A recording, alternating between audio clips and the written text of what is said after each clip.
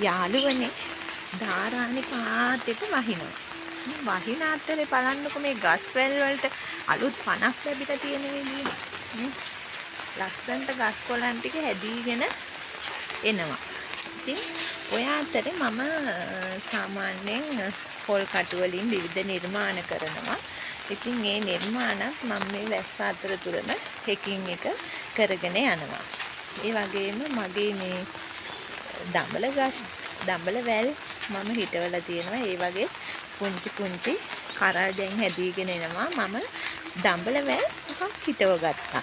ඒකම මේ බටු ගස් ඒ වගේම තව ඔය පොඩි මිරිස් පැල ඒ වගේ ඒවාත් හිටවලා තියෙනවා. ඉතින් දඹල වල දැන් ඔන්න අස්වැන්න ලැබීගෙන එන කාලේ. මම පෙන්නන්නම්කෝ මගේ දඹල වැල් වල පුංචි පුංචි කරල් හැදිලා තියෙන විදිය. ඔන්න මෙතනක් තියෙනවා වහලේ උඩට ගිය දඹල වැල. මේ හැම දඹල වැලකම කරල් හැදෙන්න හෙට අනිද්දාට පටන් ගන්නවා. ඔන්න තියෙනවා තවත් දඹල වැල් කීපයක්. ඔය බලන්න කරල් හැදීගෙන එනවා ඒ වගේ. මෙන්න දැන් දඹල අස්වැන්න අපිට දෙන්න බොහොම ආසන්නයි. මේ හා පැත්තේ තියෙන්නේ මගේ කඩේ. මම සාඩු වලින් හදාගත්ත කඩේ. මෙතන එහා පැත්තේ කාර්. අන්න කාරේ එහා. ඉතින් මේ අද මම කඩේ ඇවිල්ලා නැහැ. අන්න මේ තියෙන්නේ.